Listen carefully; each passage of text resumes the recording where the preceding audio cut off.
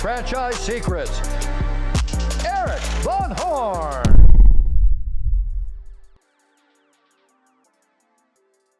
If you're not a part of the Franchise Secrets Facebook group, what are you waiting for? It's franchisesecrets.com/Facebook. I cannot believe how valuable this group turned out to be. When someone asks a question, the feedback is honest, authentic, very helpful, and it's from multiple perspectives. If you're not sure that you're getting the most accurate information about franchising, then check out the largest, most helpful Facebook group in all of franchising. Whether you're a Z, a Zor, a buyer, or investor, join our free Facebook group at franchisesecrets.com/Facebook. All right, Franchise Secrets. This episode with Nick and Molly, they are amazing at having operating partners. They have 5 dessert franchises where they have 4 different operating partners for them. They have a We Buy Ugly Houses franchise. They have an operating partner for that. They have a mom and pop business that they have an operating partner for. So if you ever wanted to get an operating partner versus just hiring managers and or starting a new business with an operating partner, this will be a great one to listen to. Franchisors, you should be listening to this and sending this to your franchisees if you want them to scale through operating partners, meaning they have people that are running these businesses for them. You as the franchisor training that true entrepreneurial operating partner that's backed by another entrepreneur financially and just with experience. This is a great one. They're just great people. They're got a great marriage, a great family. I just love their vibe. I hope you enjoy this episode with Nick and Molly. All right, Nick and Molly, we had you in the mastermind a few weeks ago talking about operating partners, and you guys are doing really cool things with operating partners. You've built an amazing life there in Florida. And just before we hit record, I was like, hey, what do we want to talk about? And you guys did not want to talk about buying boats, but I think that's exactly where we should start. Like bigger boats, you always have to upgrade your boat. So seriously, what do you have now and what do you guys want? Well, that's a great question. And it comes down to more timing for not just financially, but also family rhythms and all that. But right now we've got a little fishing boat that I get to take my boy out in, taking him out Saturday morning. But we love that. We're trying to figure out how do we incorporate my wife and my daughter into some of the boating side of things. And because the fishing boat's great for fishing, but not as great for family hangout time. And so, but I think down the road, long term, we probably have a dream of having a little bit bigger boat that we can take some of our business partners and the people we love and kind of some of the people that are part of our life-giving business community and take them down to the Caribbean and have a weekend or a week-long retreat with them there. That does not sound like a little fishing boat to me. No. And I'll remember, when you guys buy that boat, remember little old Erik Van Horn, the Franchise Secrets podcast, so I can cruise the Caribbean with you guys, because that sounds awesome. We as a family love boating. I bought a Sea Ray was my first boat, and then I bought a Taiga surfing boat, 21 foot, and then I got a 24-foot surfing boat, my last one. And they just they just seem to get smaller the more that you're in them, and then you need to get a bigger one. So we got about as big as a boat that you'll ever need out here in South Dakota. But if I came to Florida, they'd be like, what is that little thing? Yeah. So, it's great family time. That's that's what I sold my wife on, but it's absolutely true. Yep. That's what we'd love to have.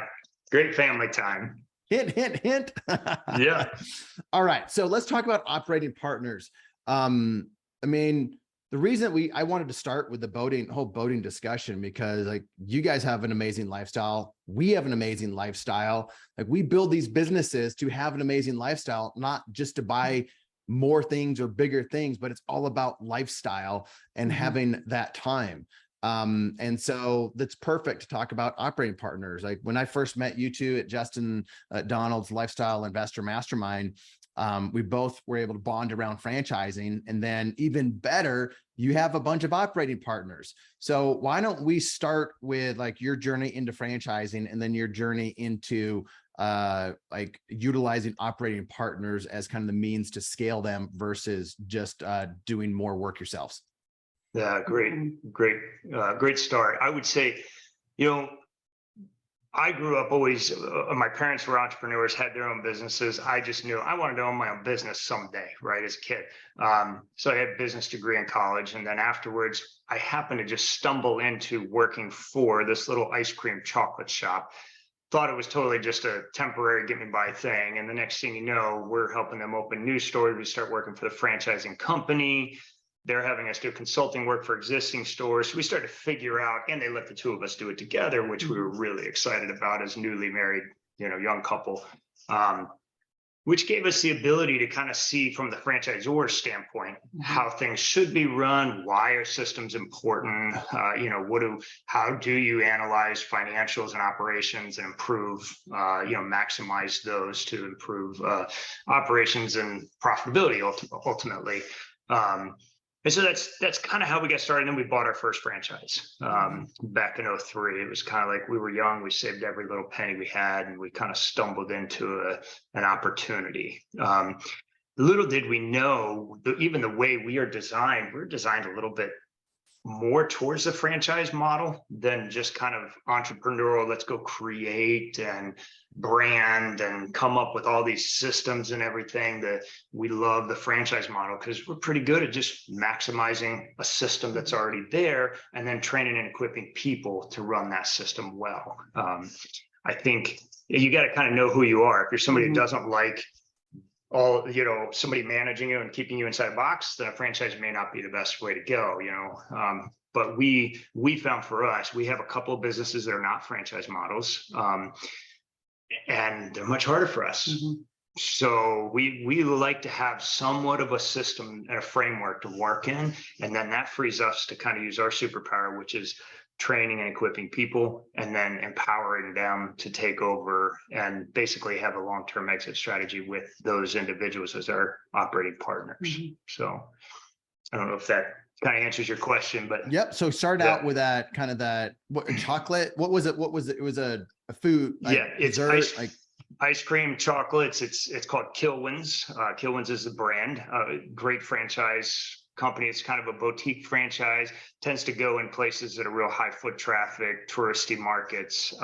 Started in Michigan, and it's kind of all throughout Florida and up the East Coast, and it's starting to spread west now. But so you guys started with that one, and did you, Molly, like at what point did you realize that you wanted or were good at hiring the right people and wanted to bring someone in as a partner versus just like, hiring a manager versus finding a partner? That's a great question. Because all of us are business owners, like a lot of people that are listening to this and our franchisees, and we get into it and we're like, we hire our manager and then we want to scale, we want to grow, buy another brand, grow that one brand. And most people typically do it by hiring somebody else to run these things. You guys have chosen to do it through operating partners. And that's how I typically do it. When did that light bulb go off of like, I want operating partners versus hiring? Yeah. I think the very big light bulb was when we had branched out to open a different franchise. It was in the quick service business, and we had hired a manager. We were local. We were running our other business. This was just a secondary business. And so we thought, hey, we can just put managers in there. And it was just before Thanksgiving, and the people that we had in place to manage, he basically had a mental breakdown, ended up in the hospital. And that Thanksgiving, we shipped our kids off to Florida to spend Thanksgiving with grandparents, and we worked Black Friday. And I was like, we will not do this again. We just will not be away from our kids on a holiday because we had somebody who just left us high and dry. Wow. I guess either you quit business at that point and go get a job that you don't have to work holidays, or you figure out a solution of having someone that has the owner mindset and is calm accordingly. Yeah.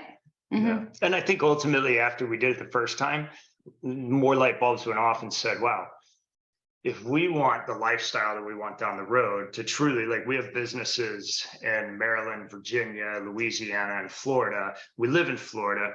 We don't travel to go see those businesses. Like, we just don't need to be involved all that much. We do offer support for our people. We do retreats for them. We kind of love on them. We have monthly Zoom calls, you know, like we do all that, but I don't have to get on a plane and go up there if the freezer goes down one of our ice cream cases. You know what I mean? Like, our partners deal with it. So that's a huge thing. Yeah, I think I'm not exactly sure without that it would have done anything on my brain, but after that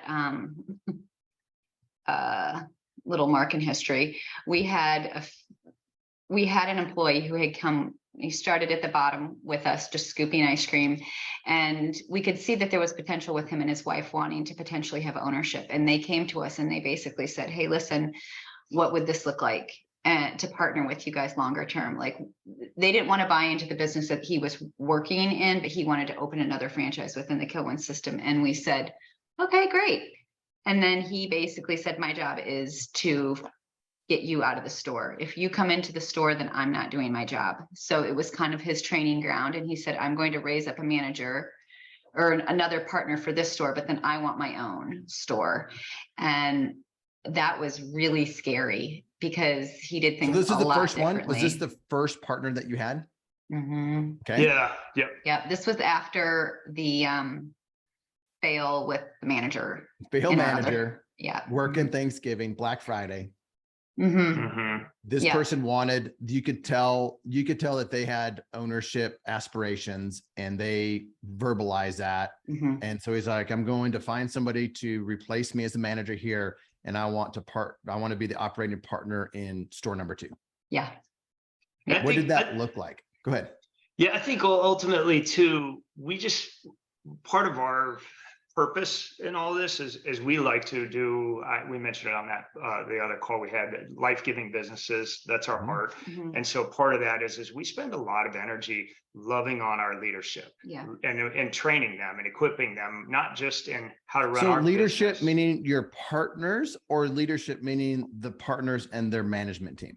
Yeah, The whole team. their whole team, but we don't necessarily, now our hands aren't necessarily on all their leadership team. It's more just the partners at this point. But in the But we're beginning, equipping the managers.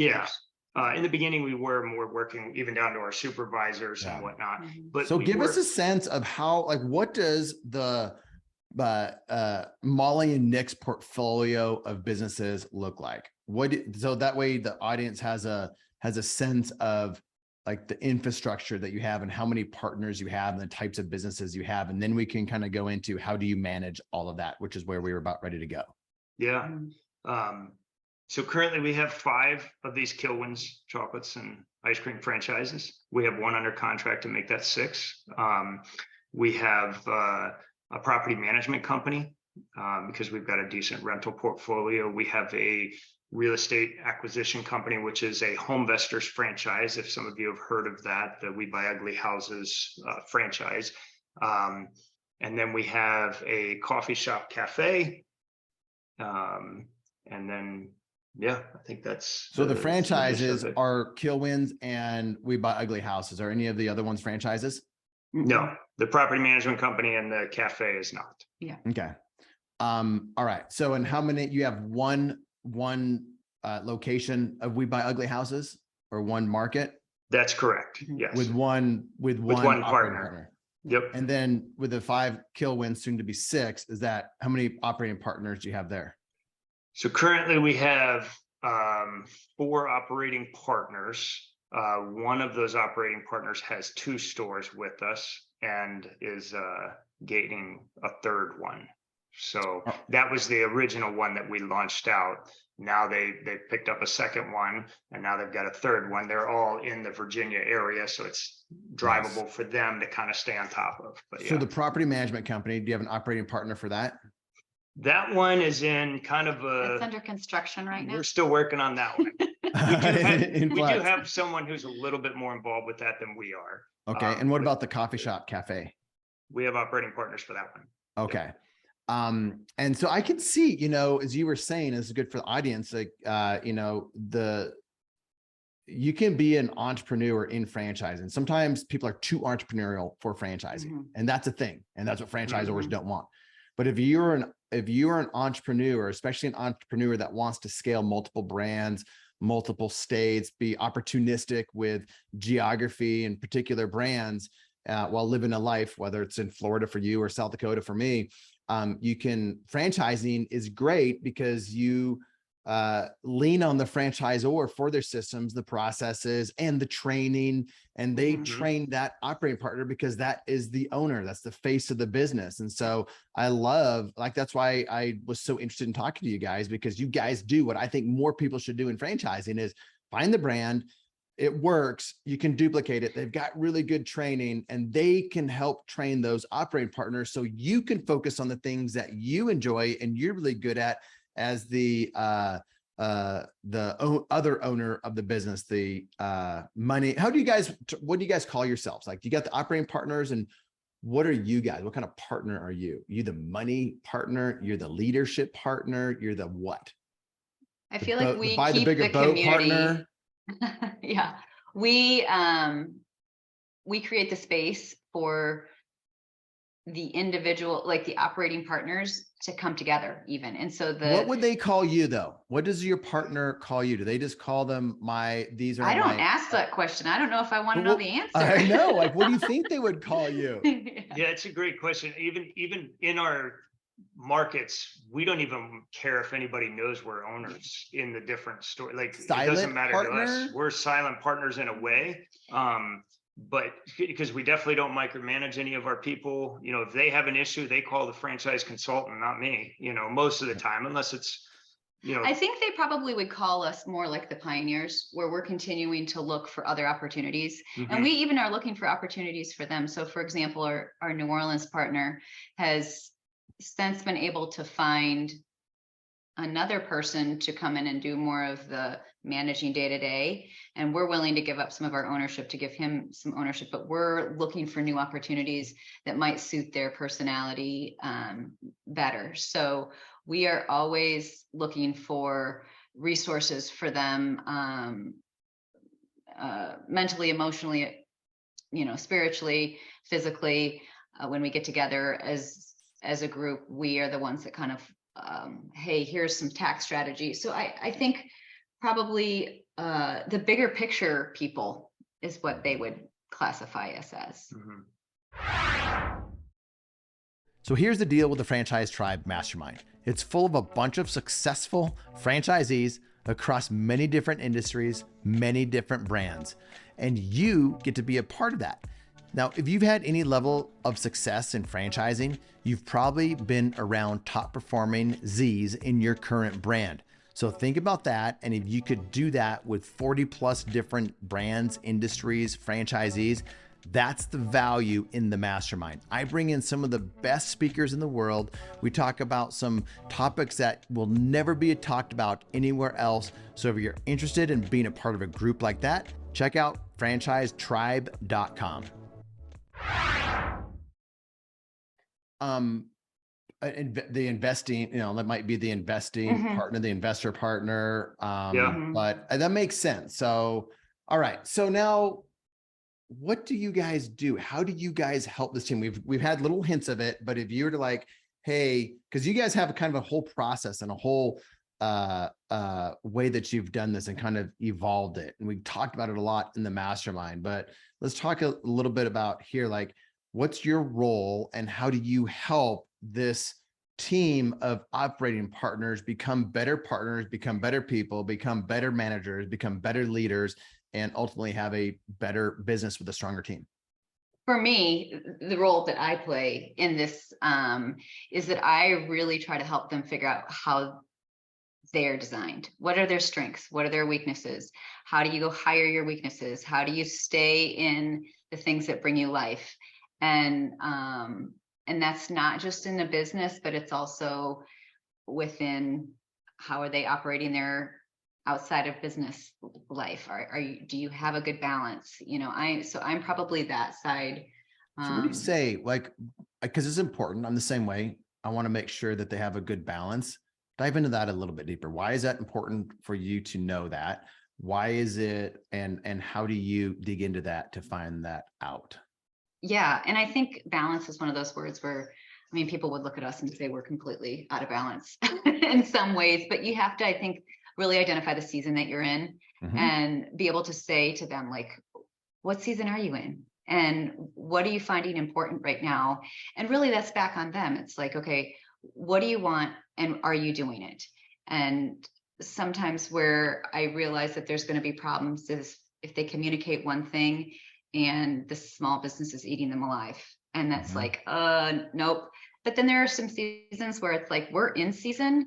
And so how can I help you figure out who a good nanny is? Because you just need to be working 80 hours because this is the season you're in. So I think really identifying with our partners, what do you want and are you getting there? And how can I empower you to go make those wise choices? I like it. It's good. Yeah. I think on my end, I deal more with the kind of bigger picture, maybe like CFO role and CEO role in a sense. But like when COVID hit, my partners were going nuts trying to figure everything out. I said, you guys figure that out. I got the PPP stuff. I've got the idle loan stuff, like I'm dealing with that. I deal with making sure that all of our bookkeepers, unfortunately, we've got like 5 different bookkeepers, but making sure they all coordinate with our CPA, like we're working on that. But I kind of make sure that the financials are being handled well. If there's an issue with some kind of legal side of things, I help deal with that, You're watching the KPIs. Yeah, I kind of keep an eye on the KPIs and review those with them from time to time. But honestly, I don't micromanage those either. It's not like I'm on them every week. I probably should be. I probably could maximize a little bit more if I was, but I just have built it so I don't need to be. But what did you guys do wrong with some of the partnerships early on that you're like, oh, I learned this lesson. I managed this wrong. I had the wrong expectation. I had the wrong, the wrong whatever it is, and you learned from it. I think really it was learning how to let go and say, they're going to do it differently than me. My ideas of what brings success, they worked for us. They worked for my strengths and abilities. But it's different for them. And for me to try to force them to do it a specific way all the time, I had to kind of learn to let go. And there's even, look, all my partners are amazing people, but there's times when I look at it and say, okay, if I was running, I could squeeze another 10% out of that or something like that, right? But then like I couldn't then go open the next one and then do the next one, So learning how to just give it up a little bit and not try to maximize every little thing that did help us to free up our time for sure. Yeah, I would agree. In some ways, I see this like, as you were talking, it reminded me of being an area developer, area representative. The better term for that now is like a master franchise, where we bought a region, we would bring in franchisees and we would coach and train them, and we would get half the royalties. And I did that with 3 different brands. Yeah, 3 different brands, and they were always good. Like I always had success as a master, and I love that. But the challenge with that is, you're going, you get these franchisees and you're going to be a better franchisee than most of them would. And so that's the challenge. Like you have to be okay with them not doing everything that you would do. But that's how you leverage, and that's how you're able to scale without being directly involved and being stressed all the time. So kind of a similar thing, they were franchisees, they were a partner in some ways, because all franchisees are a partner in some ways, but it's the same thing there. Like you lose control, it's them, they're not going to do it as good as you. So you have to contractually let them do it their way. Very similar with having operating partners. So have you ever had an operating partnership go bad that you can talk about? I think that we have vetted, we know are crazy, and we put it out there. What's your crazy? What's your crazy? Our Because you have to know you're crazy. You have to know your weaknesses, and that's important. Yeah, our crazy is, I think we probably are a little bit more generous than people would, makes people feel comfortable sometimes. And so even like giving out to the community, hey, we feel like we're designed to give, you know, and we probably are crazy is we know our employees, we get involved with their lives a little bit more than probably some people would say, you know, I want to know when somebody's had a baby.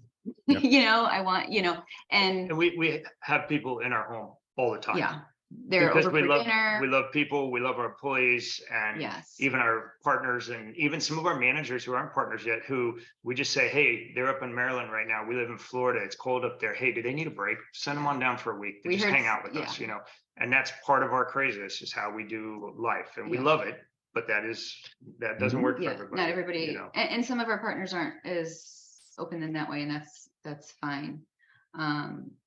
So I would say that one of our failures with one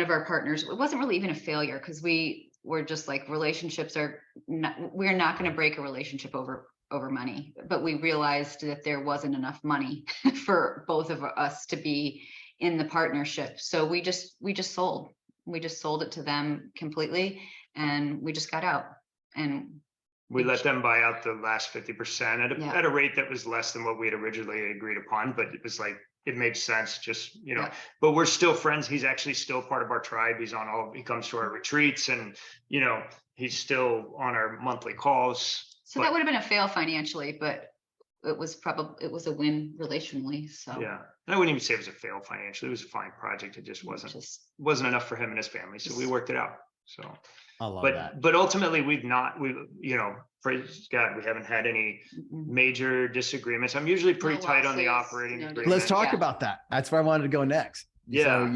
So talk about how you view operating agreements, and just get into the details, get into the weeds of that type of stuff. Yeah. So the operating agreements are really important. I was blessed at a young age. The first business we bought was a partnership. Somebody else gave me a shot. And so I kind of modeled everything else after that, because it was like, he had a good operating agreement. And at first I was like, yeah, let's handshake, whatever, you know, it's like, yeah, I know what you're talking about. But he kind of taught me that, no, you need to spell every possible thing that could go wrong out, and then you're not going to get it all, you know, like there's no way you can get it all in there, but you just try to come up with the best you can. So of course, with any good operating agreement, clearly define what your roles are. Hey, you are a partner here with us, but if you ever choose to not run the store anymore, then I have the right to buy you back out, you know? Or if you get a divorce, if you become mentally unstable, you know, whatever it is, many key trigger points, then there is a buyout clause in there. And that buyout clause is actually clearly defined. We just define it as 3 times EBITDA. And that's the way we work it. For our industry, that seems to be pretty right on. It's usually 3 to 4 times EBITDA ourselves for.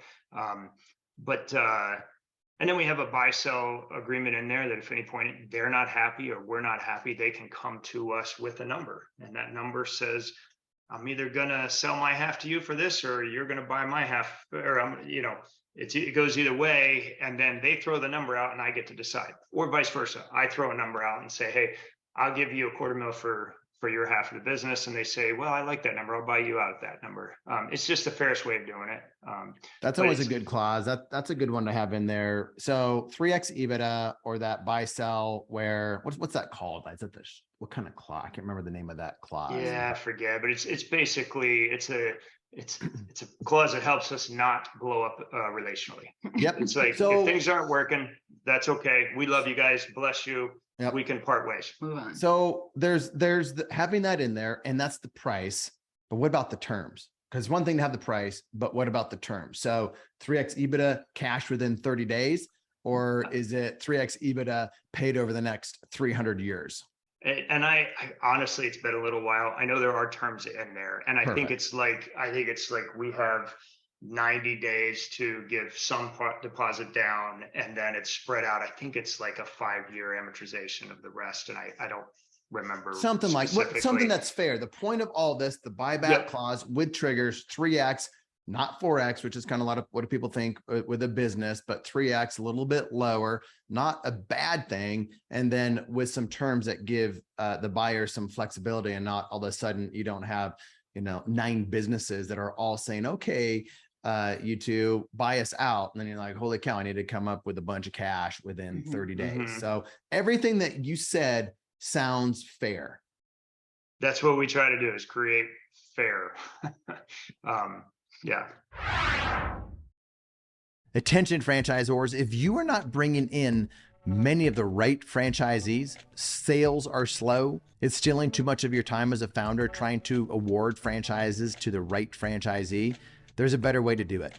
That's why I started the Franchise Sales Mentor. If you want to have access to the information, the techniques, the ways that the best franchise sales organizations are awarding franchisees, then you might want to check out the Franchise Sales Mentor. The reasons that franchisors join is because they want access. They want access to my Rolodex. They want access to my connections. They want access to shortcut both short-term and long-term success to increase enterprise value to their brand. So how do you find these? How do you find these operating partners, Molly? Like, how have you guys found them, or how are you going to find your next one? Is there a playbook, or is it just kind of random, but not really so random? They sometimes find us. Yeah, I think it is. It's just staying within what we do, which is, we go out for breakfast just on a date, and Nick meets the kid from Waffle House who's just a real go-getter and calls that out in him. And then all of a sudden he's at our house for dinner, and 3 years later he's chicken and waffles. Yeah, exactly. Yeah, to be clear, it wasn't at Waffle House. That was his second job, was working at Waffle House. We were at a cute little diner thing, but it was, anyway, he was a real go-getter kid, Yeah. But it just kind of, that's probably one of our faults. If we needed to scale or wanted to scale and grow a lot more, we need to develop a system for generating these people more. A lot of it's just come from within, just people that we've risen up. And we know what we're looking for. So when we're out and about and we see that, we're not afraid to ask some more questions. And some of it is too, we just are out there, we have a lifestyle that works for Nick and I, where even like our kids right now, they're at the age where, we have a pretty full table of teenagers, and some of these kids probably would make amazing partners in about 7 years. And so you start way back when, and then, we had some, one of our partners was a midshipman at the Naval Academy, and he just came over every weekend and we just fed him. And he went to the Naval Academy for 4 years, went out and served in the Marine Corps for 5. And after he got out, he came back and he said, I want to do business with you guys. And so some of these partnerships start with us just being who we are early right now, and then see where those seeds bloom into. I'll tell you what, like, I have people that come to me, same thing. They're like, hey, I would love to get into business. I'd love to be a partner of yours. I'd love to be able to do something with you. And so you do it a couple of times. I'm fortunate because I get to talk about it, from a kind of a larger stage across the country. So I get DMs and messages and emails of people wanting to do this. I don't do it most of the time because I don't know them. They come into my mastermind and I get to know them, then I will partner with them. And I'm doing that right now with some stretch labs in Baltimore. We're building out 11 of them there, and I'm that silent partner in that arrangement. And I'll probably never, ever see any of those unless I go there for some reason, if I'm in the DC area. But it's through operating partners, and I love operating partners. And the more that you talk about it, or whatever it is that you're doing, you will start to attract people that want to be a part of that. And so right. I can see that with you guys. And I think it's nice, especially if it comes from within relationally, like, these people, they've known you, they've grown up with you. That's awesome. And I can see, like, I'm thinking about people right now. One of them just joined the mastermind, like the Tribe of Investor mastermind, a kid that was much younger than me that grew up here in South Dakota. He's living in Texas now. and he's done very well.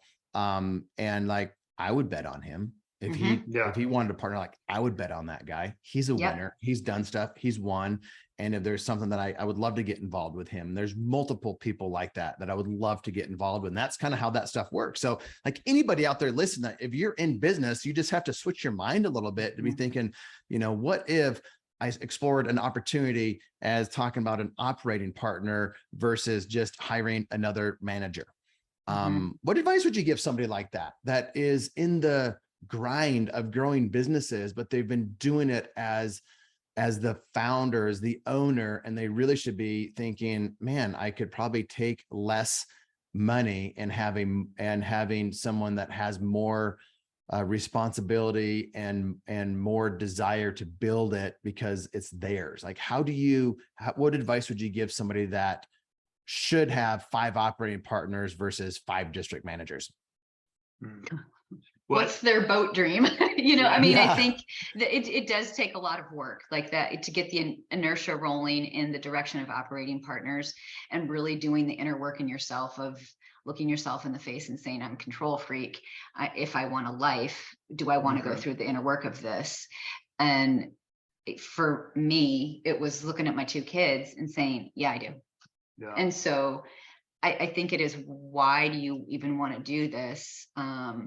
And what does it afford in your life? Because honestly, for us, we love to work hard. We love the grind sometimes. And it can be a lot of fun, but then you realize, oh, wait, but I need margin. And so for us, it was margin. But I think that, but I think to answer your question, if you have 5 operations going and 5 managers in each one of them, if that works for you and you're happy with that, then that's great. For me, I love to see my partners grow, or my managers. I want to see them be able to build some wealth. I want to see them have opportunity and grow. And if you have somebody who's really a go-getter and wants to go get it, then you should recognize that. And then that's an easy one. If they're hardworking, they're trustworthy, and they're on board with your culture and vision, man, you just need to start figuring out a way to let them buy in. And it gives an exit strategy, like a built-in exit it's a built-in long-term exit strategy. That's one of the things we like about it. Yeah. When people have known this about me, they listened to the podcast. I had a manager in Sola salons. We had 12 of them, and he was a manager, paid well, good life, good lifestyle. We knew he was more than manager. He could be more than manager, should be more than manager. And then we got the call one day. It's like, hey, I'm going to do this on my own. Thanks for the opportunity, but I learned everything by working for you guys. And now I'm going to do it on my own. And we're like, shoot, we knew we should have brought him in with equity. Why didn't we do it? And there's different reasons why we didn't, but we should have. Yeah. And so that is, looking back, like, that's a mistake that I think that we made. It worked out in the end. We sold to private equity, and it was a great thing. And he helped us through the whole thing. And I was just texting with him yesterday, asking him for help on something. And now he's got a lot of businesses himself now, because he was the guy that would have been a great operating partner. And we probably would have grown that into, we probably have 40 or 50 of those by now and be making a great amounts of money and consistent cash flow with him, leading that thing for us. If we would have said, let's give him 10 or 20% of this to grow this for us, and we don't have to do anything. We were doing very little, and that's why we didn't do it, because he was doing everything. We were paying him and he had no equity. So it was good for us, not as great for him. But he's the guy that we should have given equity to, or had some type of earn in for him on new locations or whatever. Now that's all I look for.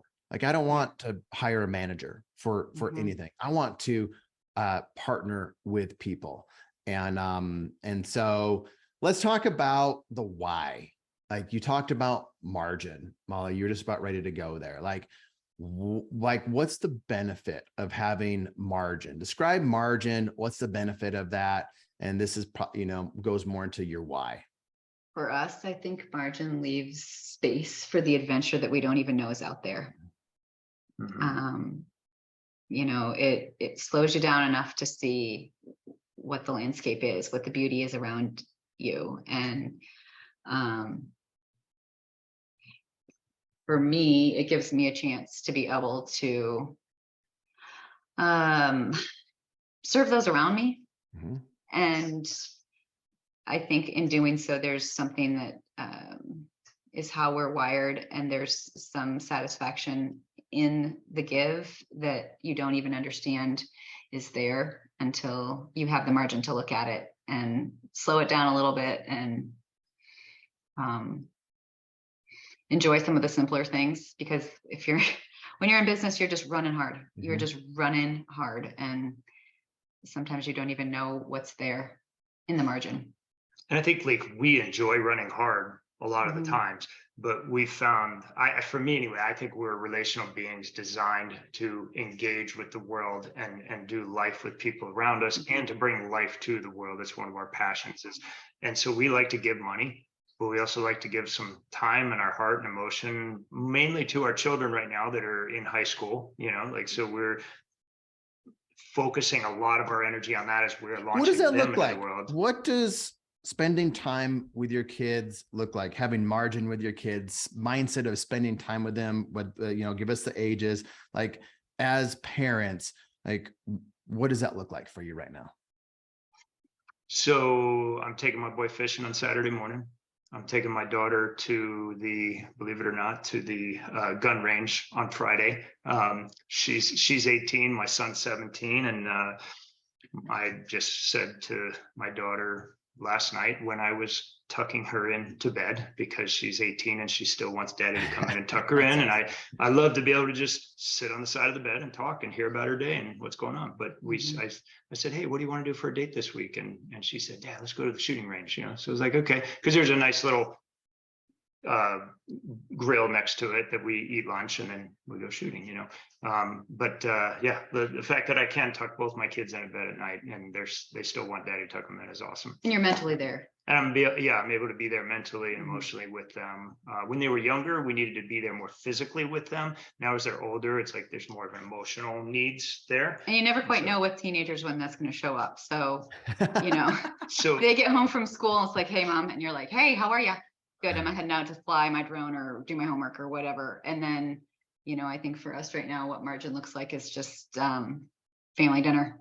Yeah, family dinner. And I kind of reordered my life at the beginning of this year. I said, wait a minute, I'm missing morning times with my kids before school. So I'm gonna make sure I'm sitting around the kitchen at that time every morning, just so I can be there to see what's going on. And then the same thing when they get home from school, I make sure I'm not working. I'm at home. I'm here, and I work from home anyway. But I come out of my office and spend time with them. So I think that might be. How do you put the phone down? How do you shut it off mentally?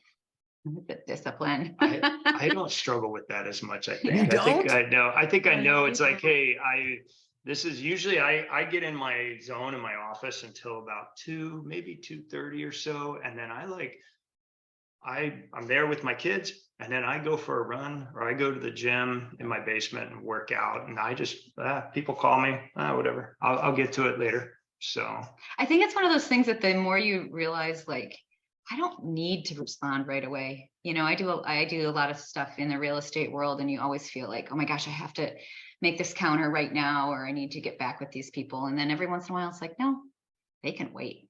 And that is a really, really hard thing to do. So I've currently like at inbox 0. My emails are done. I'm like, I don't have a bunch of emails. Now, a couple months ago, I was backed up for different reasons. I got backed up and I was like 200-300 emails deep that were like emails that I would normally respond to or do something with.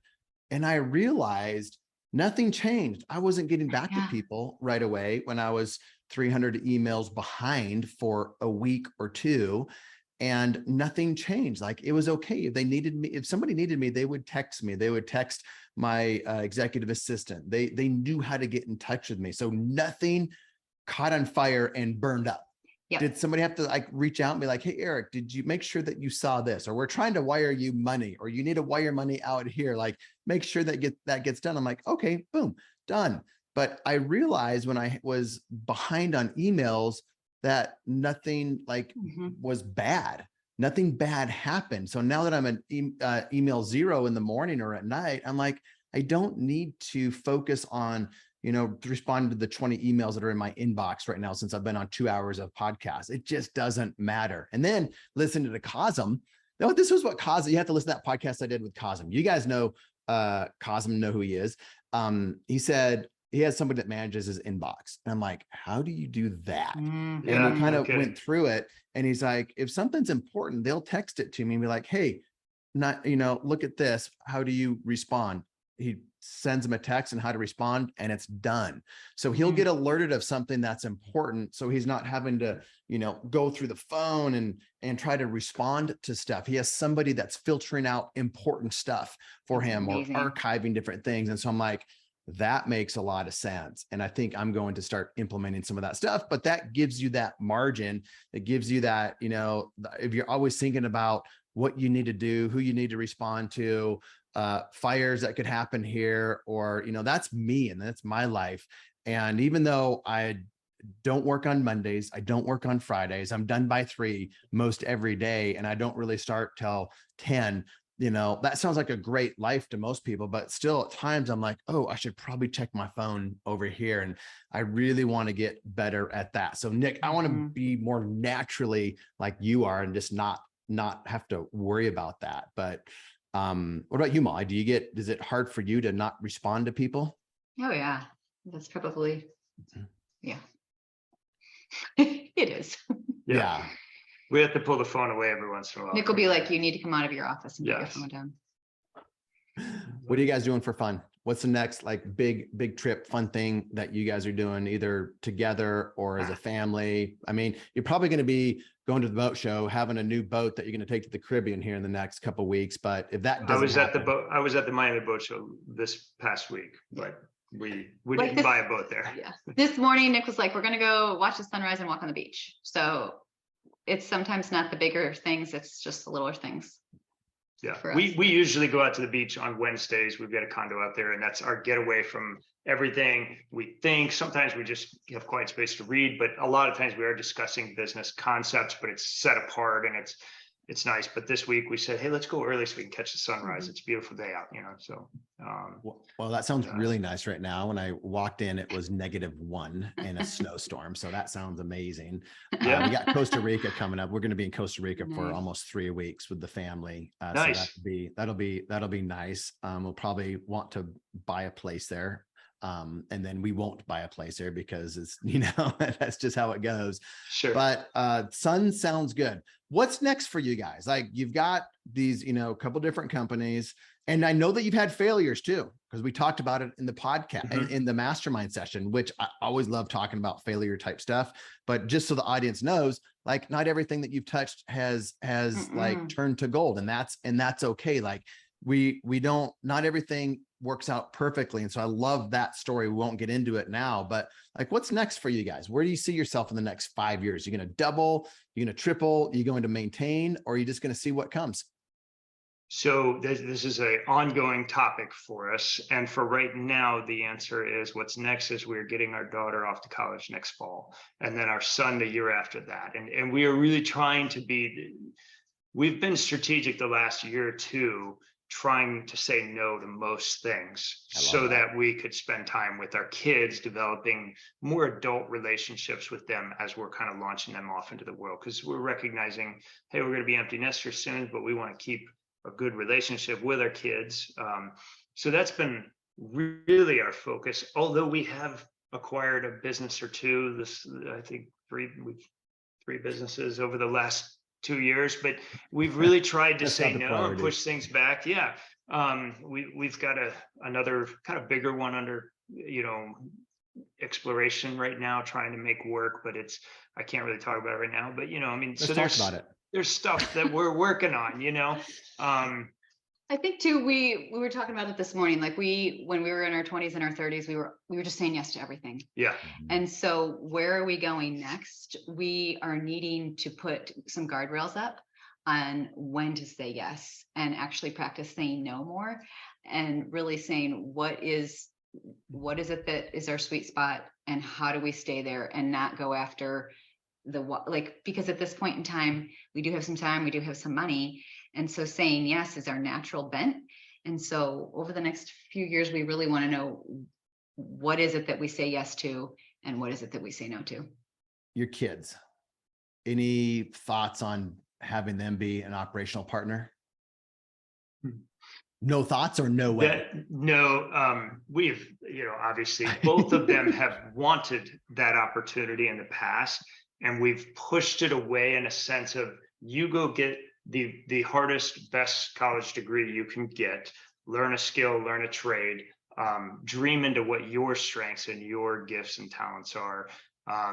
And at some point, absolutely, if they really wanted to, we would help them in a process of getting their own company going. If they have the confidence to stand in this world with their own strengths, and we can see that, and they still want to come and we can figure out how to come in, and they feel 50-50 in a relationship, in a partnership, we would do it. But we are not going to do something where they come in and they feel like they're coming in just because. Yeah, we're not going to give them a business. It's like they're gonna. We want them to struggle in their 20s, to learn, to stretch their minds, to work hard and figure that out.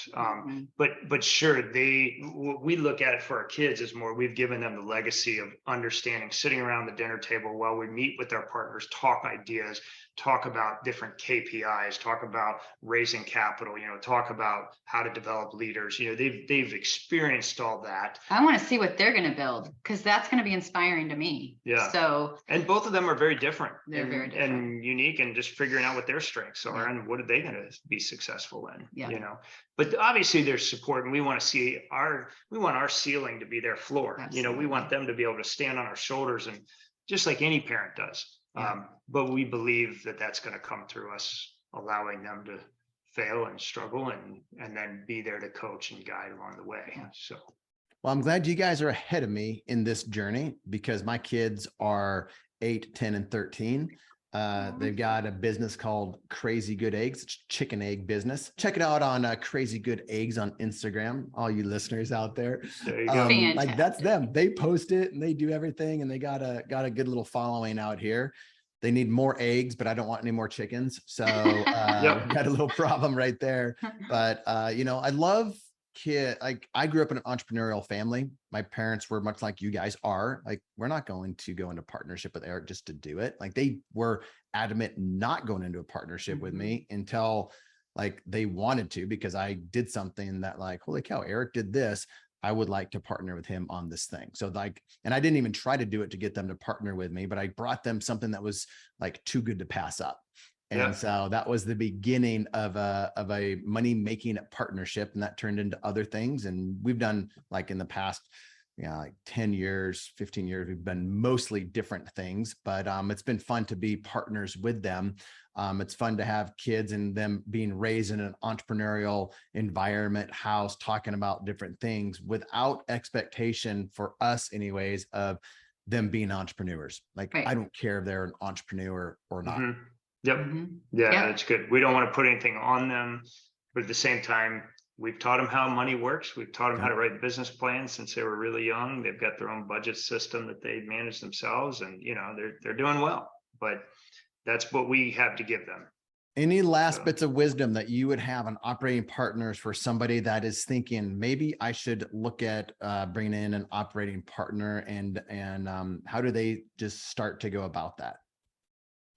So I think we discussed a little more detail on the mastermind call we had with you, but we kind of have a process of we call it, like, you were dating, then maybe we get engaged, and then finally we make you an actual partner. And that is one thing. We don't usually make somebody partner right out of the get-go until we've spent time with them. We've gotten to know how hard they work, who they are, and all that. But that's so what you're saying is, to get the real good stuff, you need to join the mastermind and go listen to the session that we did. I didn't even set you guys up for that. You're welcome. No, no kidding. No, keep going, because you broke that out, your process out.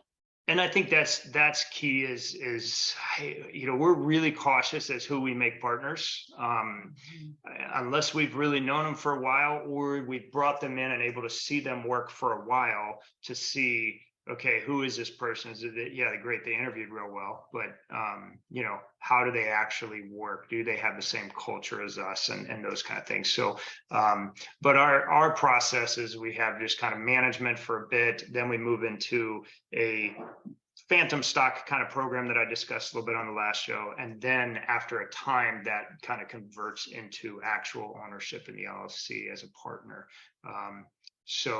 But I like that process of, it's like dating, getting engaged, and then getting married. Mm-hmm. Otherwise, if you just jump right into bed, can be problematic. Not good. So, well, if you're interested in the mastermind, go to scalablefranchise.com, and you'll see the franchisee mastermind, the franchisor mastermind. The franchisee mastermind today is only like $197 a month. So it's month to month. So it's a no-brainer for any franchisee out there. And we get cool guests like these two on to talk about like in-depth tactical stuff that they're doing in their businesses. So I